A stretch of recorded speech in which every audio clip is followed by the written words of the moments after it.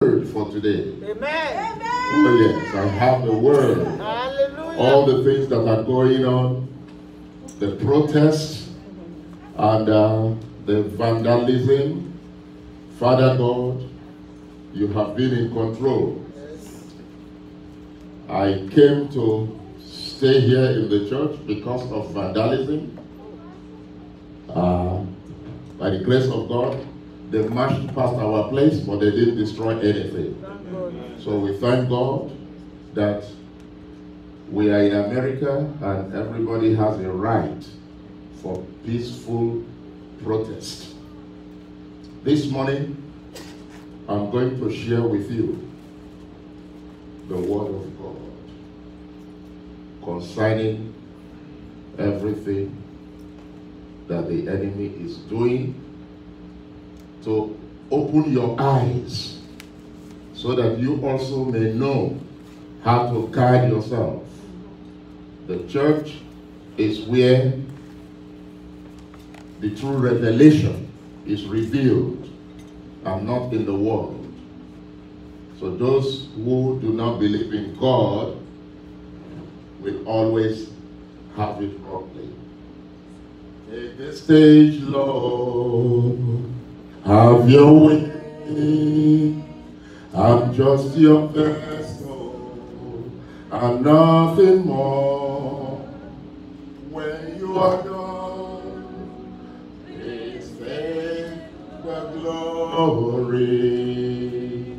I'm satisfied just to see you glorified.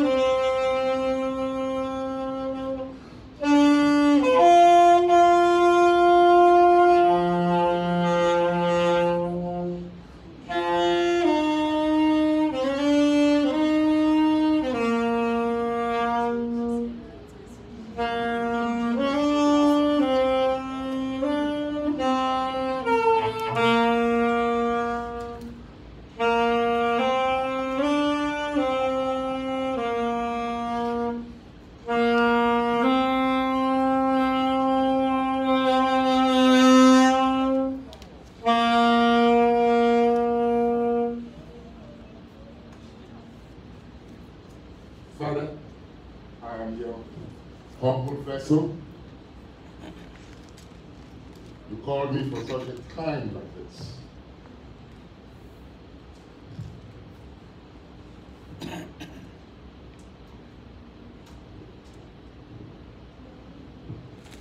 And help me in delivering your word. Let the Spirit of God fall afresh and saturate us with your blood. Turn these lips of clay to your oracle, that I may speak revelatory words from your throne of grace that will cause revolution and transformation in the lives of your people. Bombard us with revelations this morning. Let the entrance of your word give light to your people. And let it give understanding to the simple, to rejuvenate and renew their minds. Let darkness disappear. Let principalities, powers, rulers of darkness, and spiritual wickedness in high places start hollering as they go back to where they came from.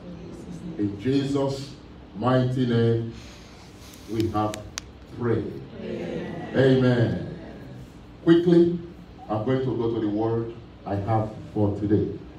It is titled Oppression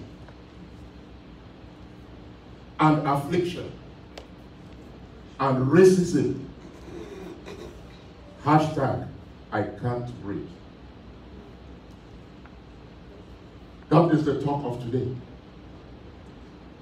Oppression is the systemic and institutional abuse of power by one group at the expense of others, and the use of force to maintain this dynamic. An oppressive system is built around the ideology of superiority of some groups and inferiority of others.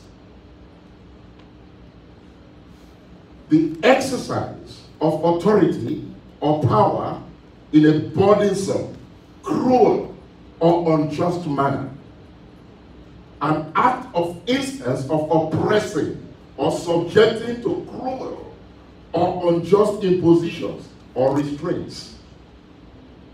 The state of being oppressed is feeling of heavily burdened, mentally or physically, by troubles, adverse conditions, and anxiety. Forms of oppression, number one is racism. There is what we call ideological oppression. We have institutional oppression. We have interpersonal oppression. We have internalized oppression. And we have dominance as being oppressive.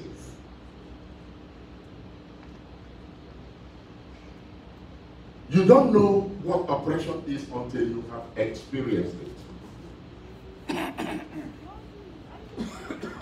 It makes you feel smothered. It makes you feel little. It makes you run into your cocoon.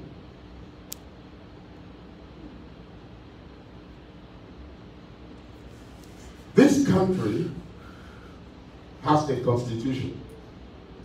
And this constitution is the model all over the world. It gives you and me certain rights. The 14th Amendment, which Jefferson's ideals and Lincoln's hopes were embodied in the 14th Amendment to the Constitution, which became effective way back in 1868. The Equal Protection Clause in the 14th Amendment means that states must treat all their citizens equally. States can't favor men over women, whites over blacks, or heterosexuals over gays, so long as they are Americans. We hold these truths, they say, to be self-evident that all men are created equal, that they are endowed by their Creator with certain unalienable rights, that among these are life, liberty, and pursuit of happiness. Therefore, as someone said, a white woman who is affluent, who has a child, and a poor black woman who is uneducated and has a child, they have equal rights by the United States Constitution. And these are the principles of God. The founders read the Bible. Most of them were pastors, they were preachers. But somehow, we have deviated from that. And you will see that in any nation where there is oppression, certain people will lag behind. Oppression is malicious or unjust treatment of exercise of power, often under the guise of governmental authority. Oppression may be covert or overt, depending on how it is practiced. Now, affliction. Affliction is a cause of persistent pain or distress a state of pain, distress, or grief. Affliction can be internal. It can be emotional. It can be, affliction is demonic. In fact, the Bible says in Psalm 34 verse 19, Psalm 34 verse 19, many are the afflictions of the righteous, but the Lord delivered them from them all. The problems we have today, it is only God that can deliver this nation, your family, yourself from what is going on. Now, I come to racism. Racism is the belief that groups of humans possess different behavioral traits corresponding to physical appearance and can be divided up based on the superiority of one race over another. You see, the Greeks came up with that definition. The Greeks felt, you know, we have the greatest philosophers from Greece, Aristotle and the rest of them. They came up with the word democrat, which is democracy. And they said the white man is superior in knowledge, in beauty, in appearance than any other race. And that the white man is supposed to dominate. Hence we have today white supremacy groups and all of that. So when Rome captured Greece, they took that ideology and then they conquered the whole world. And that ideology is where democracy came from. And the white man started colonizing, and colonized Africa, colonized everywhere, and even colonized the Americas, the American Indians. Now, they brought some slaves. Now, please, let me tell us, especially African immigrants, we have developed a name for African Americans. Please, you cannot, repeat, you cannot know what someone has gone through until you go through it. And if you came with your high self because you did not go through it, don't jump to conclusions. That's right. I was driving to my hospital, UT Southwestern. I am a highly educated man. I graduated from UT Southwestern. It is there, you can find it out. I specialize in anesthesiology. I was driving a Mercedes Jeep, SUV, and the policeman stopped a white man. They just stopped them, they just came out. There was traffic. And then he saw me. He just told his partner, come on. And then they started pursuing me. And then they stopped me. And everybody just stopped to see what they would do. Maybe because of the car I drove. If it were a better car, everybody would drive away. That's right. They came and said, can I have your driver's license? I said, yes. And your insurance. When they stopped me, I took off my belt, brought out my insurance, because we are told, if you are a black person, young ones, be careful, this is the truth. Put your hands on the desk. That's right. Because if you don't, they will say it's an excuse to shoot you. So you put your hand on the deck. So before he came out, I brought my license and my drive, and then I had it, so I gave it to him. Then I said, sir, may I know why you stopped me? He said, you are not wearing your seatbelt. I said, what? I'm not wearing my seatbelt? How did you see me when you were down? But the Holy Spirit told me that you are a black man, don't argue. So I gave him my license. He went back, came back, and gave me a ticket. Then I said, really? Are you serious? That's what I told him. I said, I will see you in court. That's right. Then he said, thank you, sir. Then I drove off. Then I went to court. He didn't show up. And I told as God would have it, as I was entering the courthouse, a young white man came, and then I opened the door for him because I was already there. He passed, then I went in. Guess what? He was the prosecutor. Then he said, thank you, sir. Thank you for opening the door for me. He said, why are you here?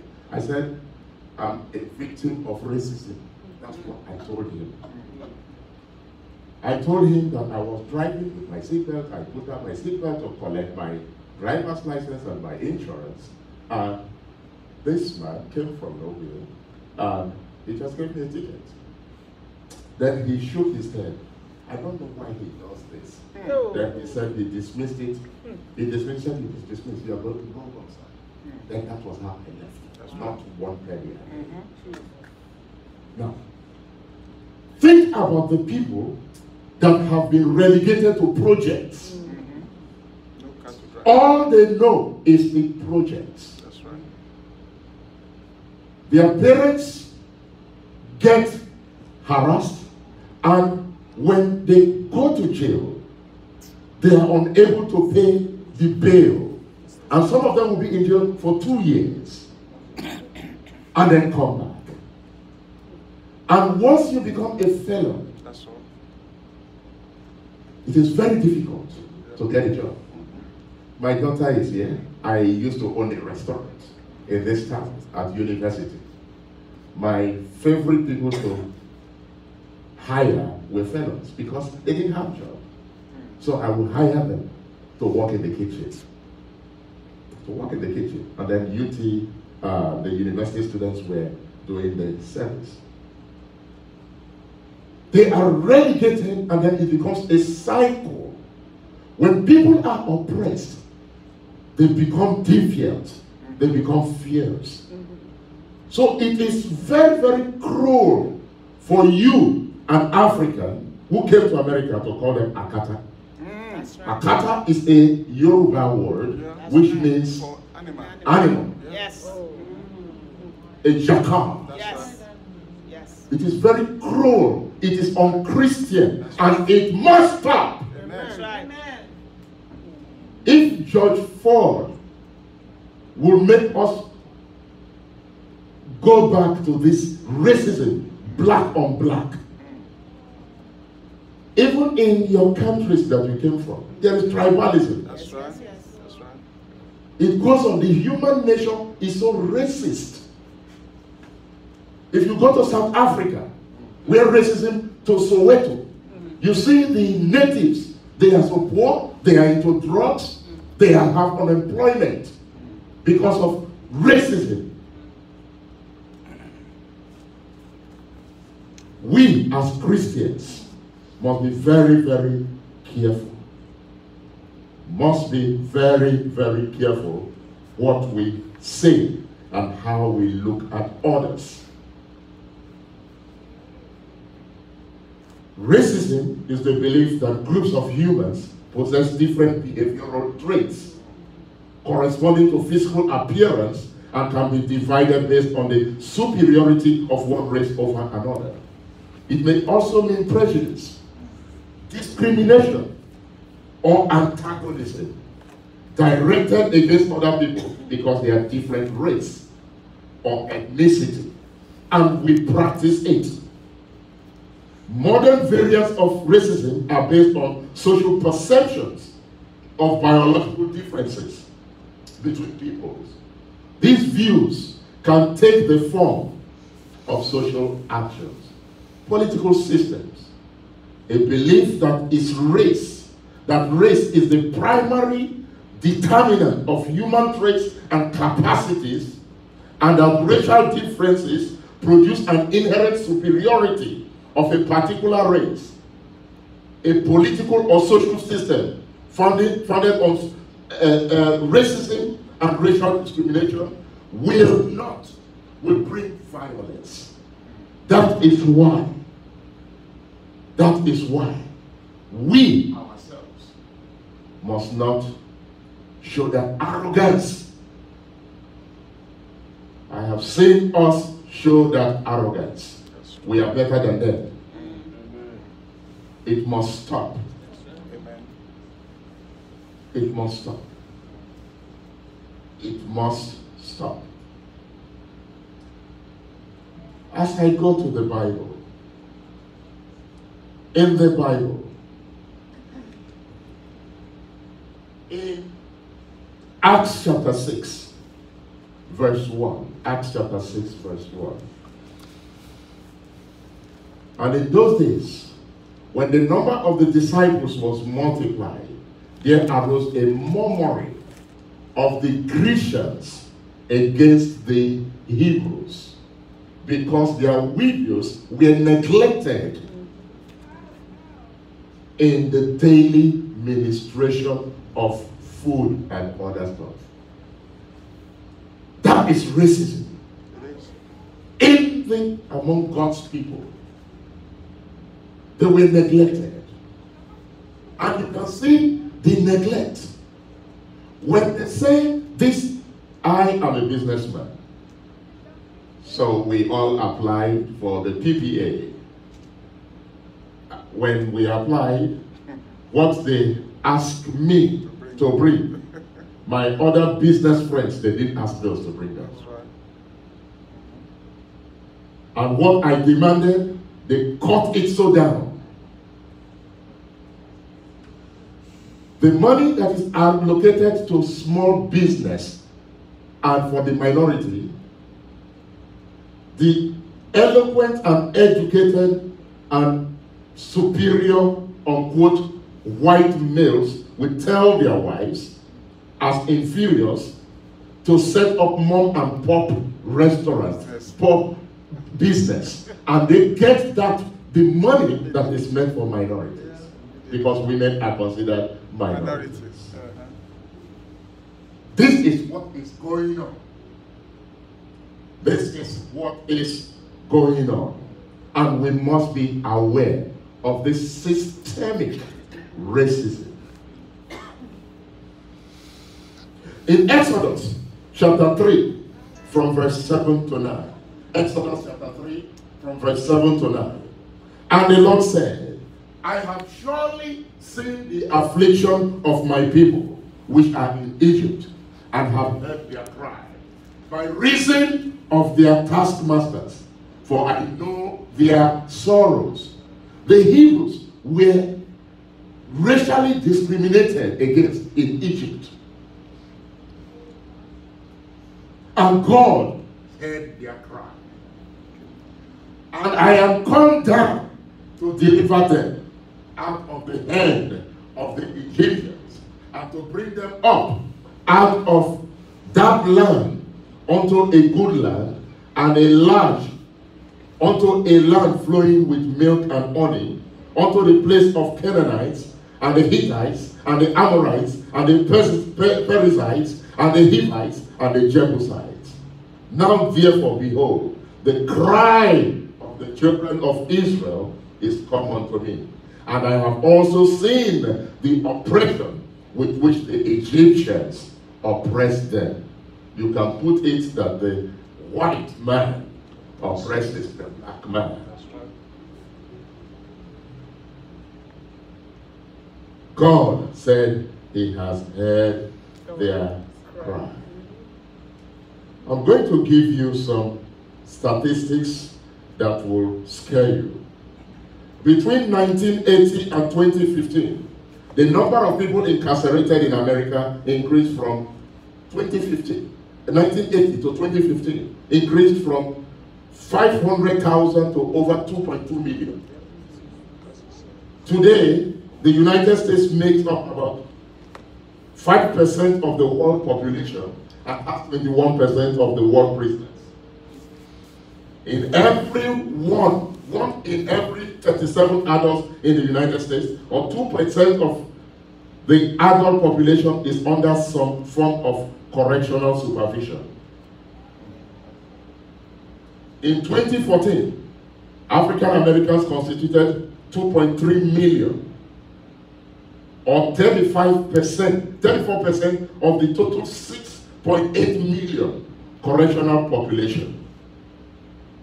African Americans are incarcerated at more than 5 times the rate of whites.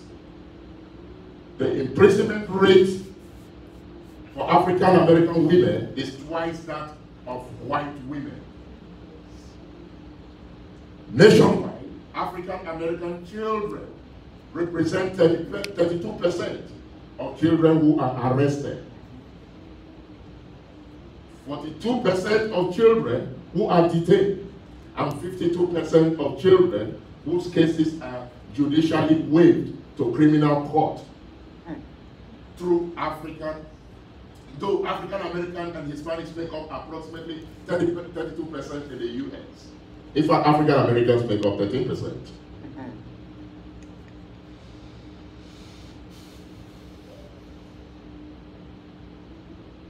Drug sentencing disparities.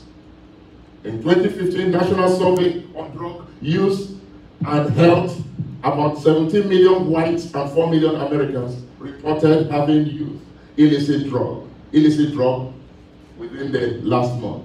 African Americans and whites use drugs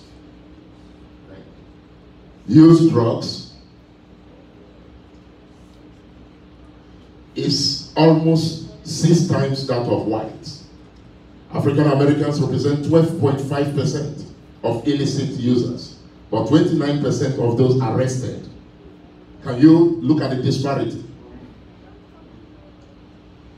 Now,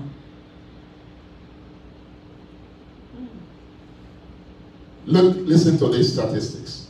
Black Americans are 2.5 times more likely than whites to be killed by police. In 2019, 24% of police killings were African Americans, who make up only 13% of the US population, a disparity of 11%.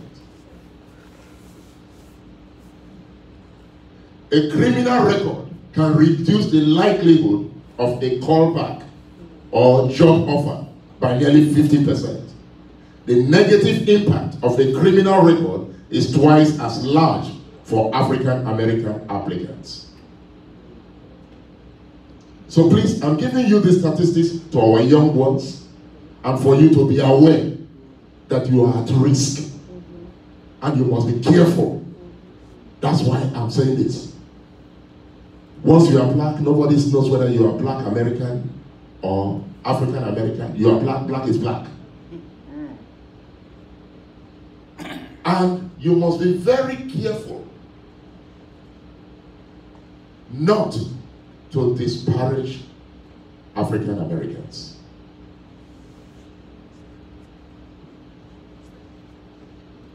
They are being afflicted, and they have been afflicted for many hundreds of years.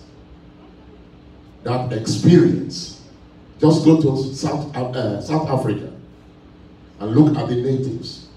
Other people come in, and every now and then they get mad.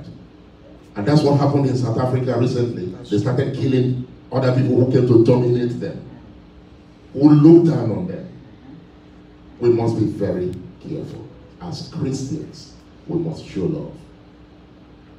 I have decided, as the president of North Texas Nursing and Career Institute, that I'm going to award a scholarship for every class to one student that is African American. Praise God. Complete scholarship for every class that we do. And that's going to be my contribution. And we are thinking of other things that we can do as a church.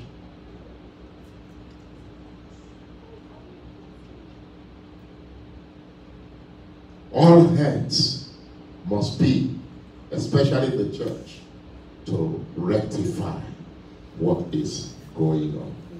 In Ezekiel chapter 22, verses 1 to 3. Ezekiel 22, 1 to 3.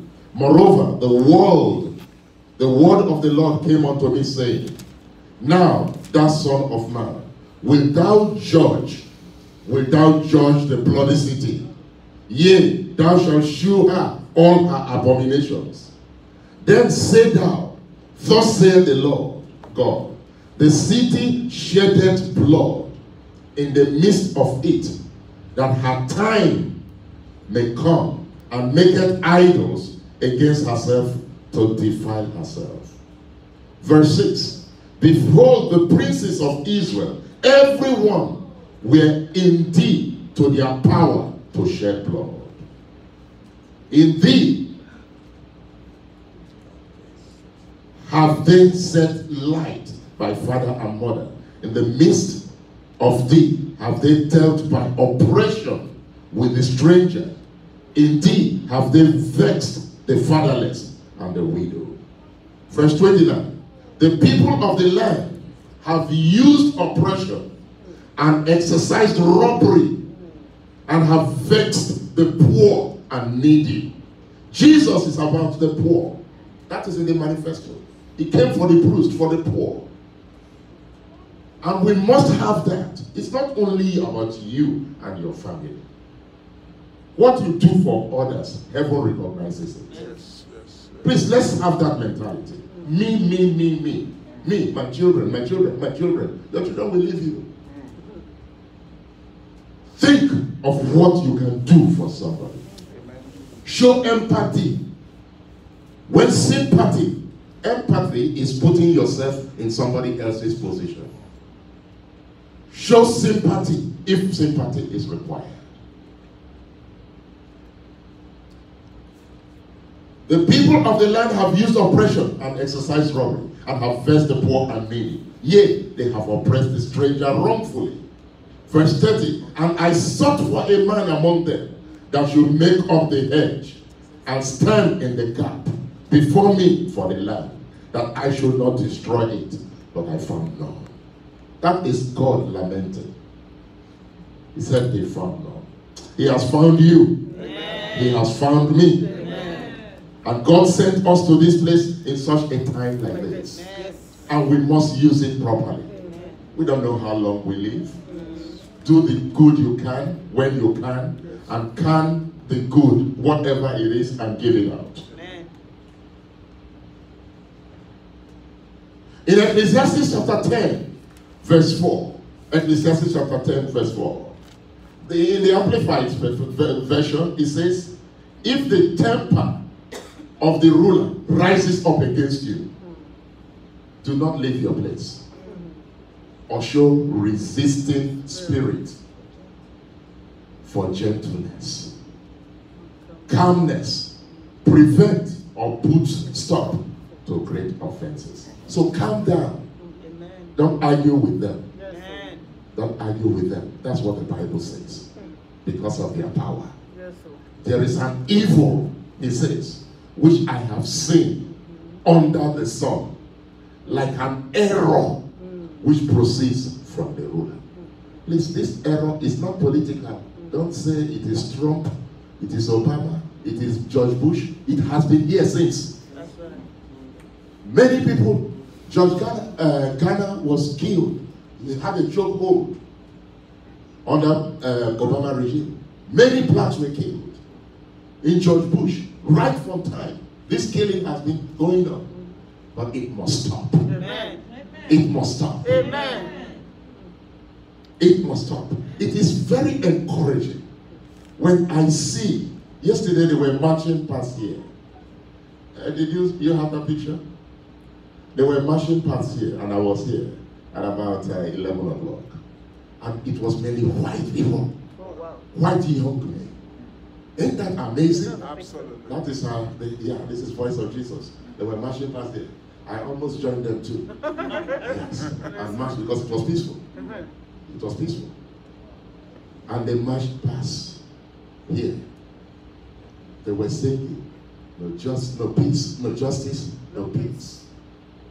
Don't shoot. Don't shoot. This protest has been going on since the days of Martin Luther King. And it still continues. But now, there is a new thing that came. White young people are starting a revolution that their fathers could not do. That's right. Thank God for young white people. Praise God for young white people. Racism is going to die in this country. This operation for these young people, Yes. they are going to be our rulers. They are Go from changers. city to city, state to state. They are watching. It is all white young people Yes. that lead it. The one that is in front of them, backing them, they are coming like this, is a white young man. Yeah. White young women. They tie their handkerchief and they are going. Ready. Things are changing. Amen. And we must encourage it. Yes. This has nothing to do with politics. Whether you're a Democrat or Republican, No way. we must support Yes. what is going on. Amen. Now let me say this. Violence is criminal. Yes. That's the Bible. When you see violence, run away from violence. And those people will be prosecuted.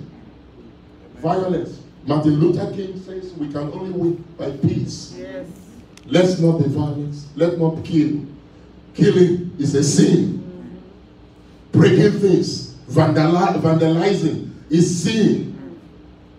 Remember how somebody, it was a white man who came here to break, do you know he was a white man? Oh. Who came to break our things. Oh, Lord. So they arrested him and they called me. Do you want me prosecuted? I said, yes, sir. The detective called me, sent numerous letters to me. I said, yes, prosecute him. Because of violence. We must not be violent, but we must cry out. Yes. In Isaiah chapter 28, verse 15, because ye have said, we have made a covenant with death and with hell. Are we at agreement when overflowing scourge shall pass through? It shall not come unto us, for we have made lies our refuge, and under falsehood have we hid ourselves. And your covenant, verse 18, and your covenant with death shall be disannulled. Can I hear amen? Any way you have been targeted by the kingdom of demons to be killed this year will be disannulled in Jesus' name. And your agreement with hell shall not stand. You see, every time when my children go out, I pray. Especially the men, the boys. Because my son was coming from Austin. He's at UT Austin. Coming from Austin to Dallas. And he was stopped by a policeman. A trooper. And the trooper told him to get out of his car. He said, what do you do? He said, I'm a student. What kind of student? I'm a medical student. Where? UT Austin. Then he said, okay, get into the car. So he took him into his car. I was like, why did you enter his car? And then he started asking him questions. I said, you know he could have killed you. That's right. That's right. But he said, Dad, if I didn't enter, he probably could have killed me too. That's right. So that's it. I have to obey him. This is what, look at the trauma that the young man went through. That's right. Yes. For nothing. He went and looked at the car. He has a lot of clothes. You know them. The car is like Second wardrobe. so he said, what? He started digging into it. He wanted to dig into it. So it's my clothes. For nothing. Because it is black. Back. Your children, the covenant with death will not hold. In the name of Jesus. For your children in the name of Jesus. Anyway they are targeted, it will not hold. In the name of Jesus. In the name of Jesus. Hallelujah. In Psalm 107, verse 17. Fools, because of their transgression and because of their iniquities, are afflicted. Their soul abhorreth all manner of meat, and they draw near unto the gates of death.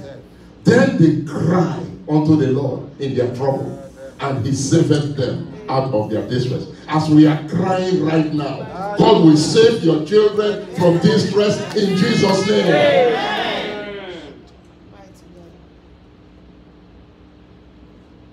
Now, before I round up, I want to tell you the story of, again, coming back to the African American story.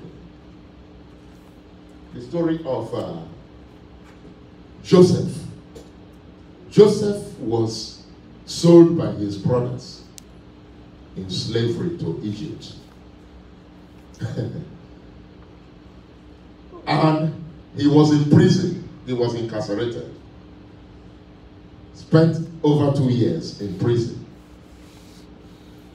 And eventually, his brethren came when there was famine.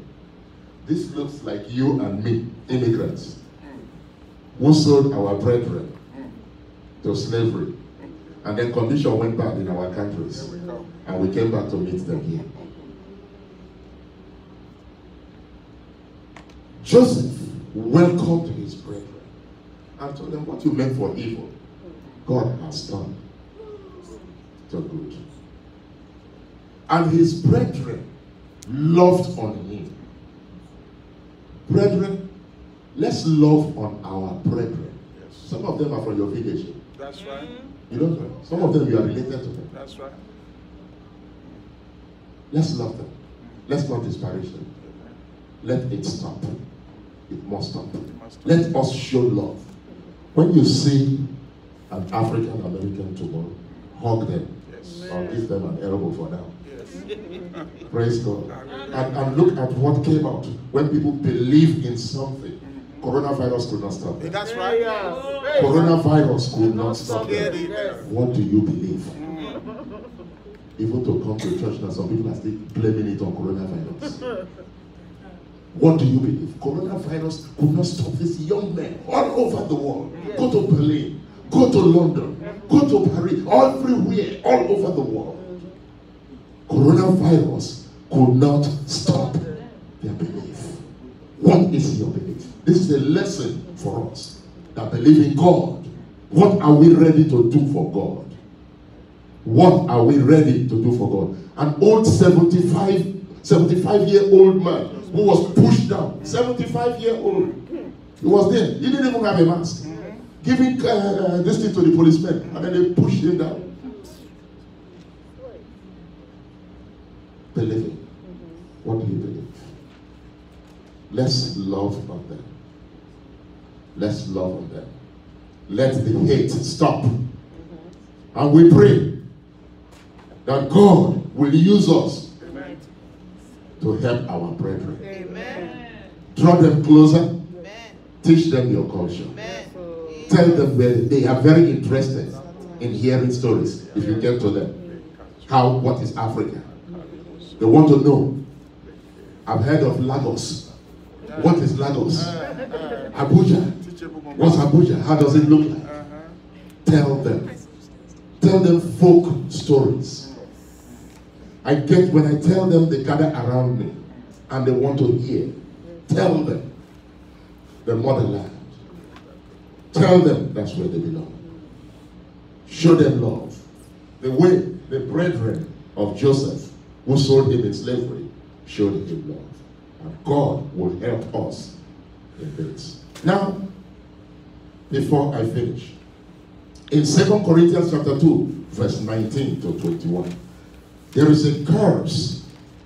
Even in Africa, the Igbos, they say Osu, the Osu family, this racism that you are from a slave family. Your family, they serve the king. So they relegate them to the background. It happens. Even in Africa.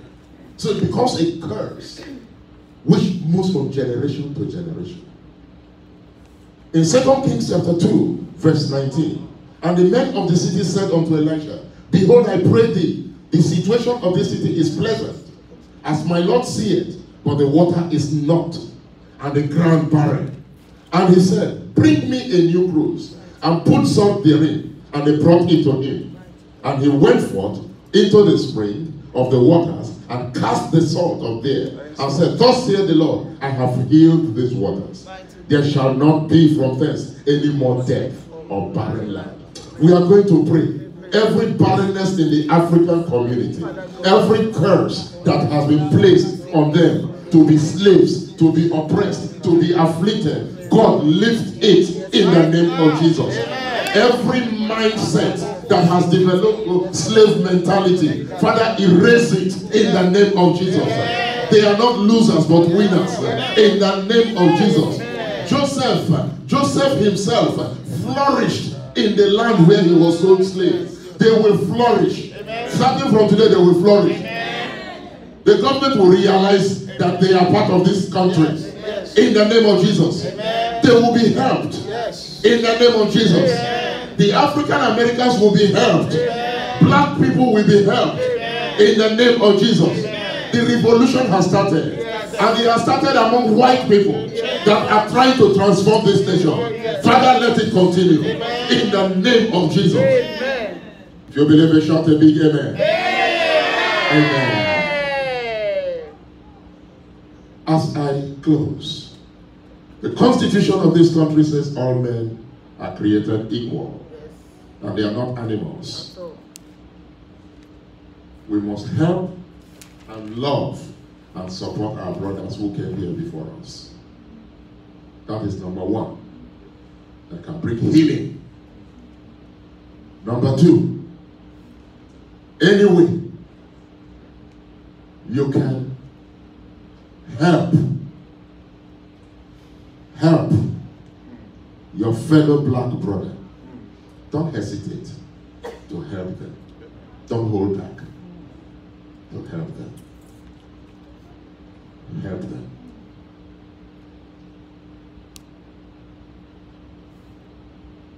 Number three,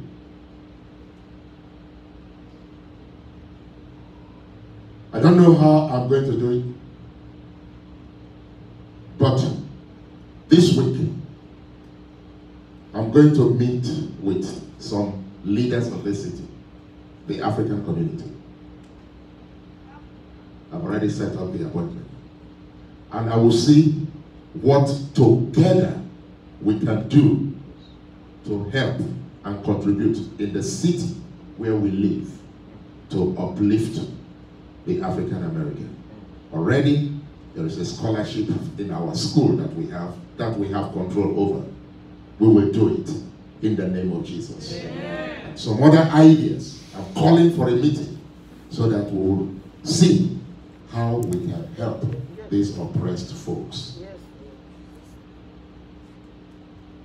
For you, black immigrants, which I am also, let's not disparage our brethren anymore.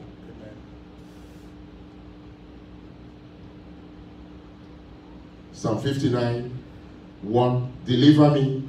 Psalm 59, verse 1 to 4. Deliver me from my enemies. God will deliver you from your enemies. Amen. Be it a policeman or whatever capacity, God will deliver you from them. Amen. Be you your boss. I've seen a black man train a white man and then they still put the white man over the black man. Yes. It happens every day in America. Deliver me from my enemies. Amen. Defend me from them that rise up against me.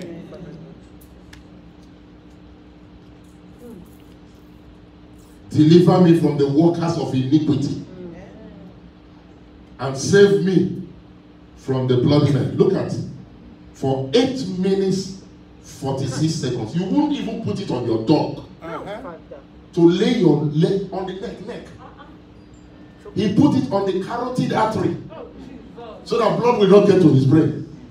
My discovery, personal discovery, is that he wanted to cause brain damage. But God caught him. So that blood will not go to his brain or he lost consciousness. He didn't care. He has been doing this for 18 times. Yes. But the 19th time they caught him. He put his foot on the neck and was careless and said, those who were videoing him, do what you will do. I'm a white man. Yes, that's the thing. Arrogant. He would die in prison. Amen. Jesus Christ. Yes. Evil. Deliver me. Deliver our children from iniquity. Amen. Deliver them from enemies. These young people, they go about feeling free that they are in a free society. Meanwhile, some people are targeting them. Deliver our children. Amen. In the name of Jesus. Amen. Put his foot. Then the other rookies who are so stupid, let me tell you the mechanism. One sat on put his knee on his chest so that his chest cannot expand. to breathe. That is the physiology. The other one on his abdomen. The muscles of the abdomen and the intercostal muscles help you in breathing. So they completely stopped his breathing mechanism, both external and internal. I can't breathe. Many of you are in I can't breathe situation. You can't move freely. You look at your back. When the police is coming, you look at your back. God will deliver you. This new freedom that is coming to this country, it will come to you. In the name of Jesus. Deliver me from my enemies. Defend me from them that rise up against me. The next verse says, deliver me from the workers of iniquity, like that cup. For lo, they lie in wait for my soul. They lie. They will stay in the corner looking. And once they see you, they just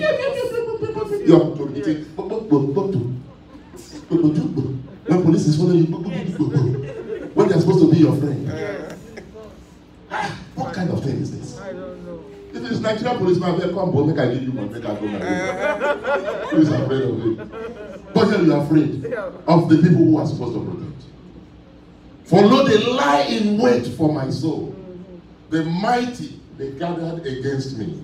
God will destroy every hand that gathers against you. They run and prepare themselves without my fault. Awake to help me, and behold, O God. Psalm 56 verses. They gather themselves together.